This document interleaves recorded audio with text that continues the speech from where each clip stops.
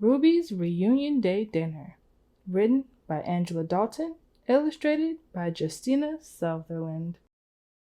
Grocery bags rustle, pots and pans clatter, and the room quakes with laughter as my family gathers in Gammy's and Pop Pop's kitchen to make Reunion Day dinner.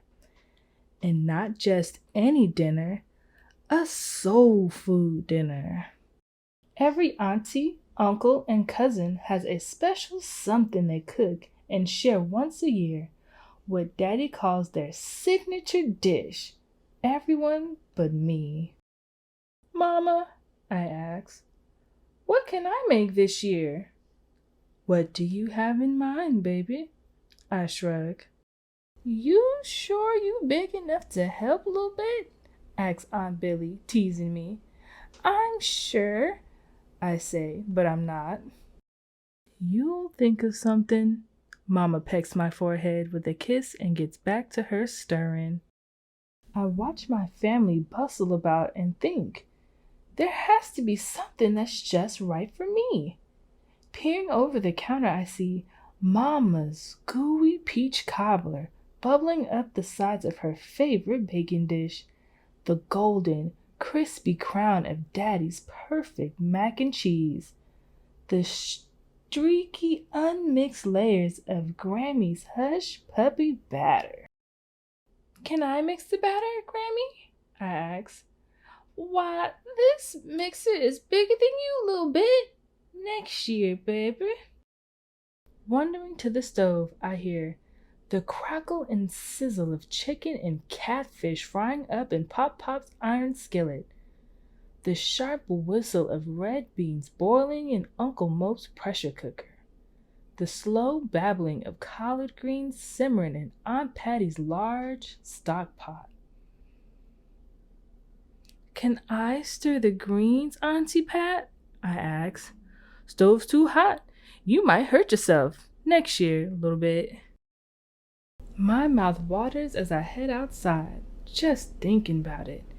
The zing of Aunt Lena's pickled okra that crunch when you bite them. The tang of Cousin Titi's homemade hot sauce that stings my tongue just right. The perk of sweet juice from Aunt Billy's grilled corn.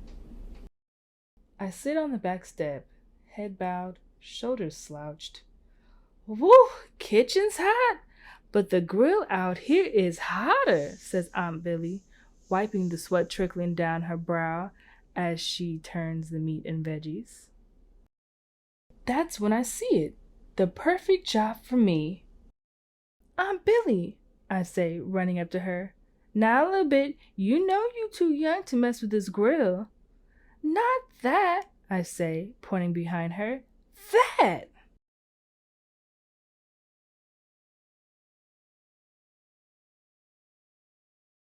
Picking lemons so yellow they made my eyes squint. I press and roll them hard to loosen the juice before Grandpa G helps me cut and squeeze them. Then I measure the just right scoop of brown sugar to make a lemonade tart enough to pucker my lips into a heart shape. After letting it chill in the fridge, I place my jar on the table next to the rest of our Reunion Day dinner.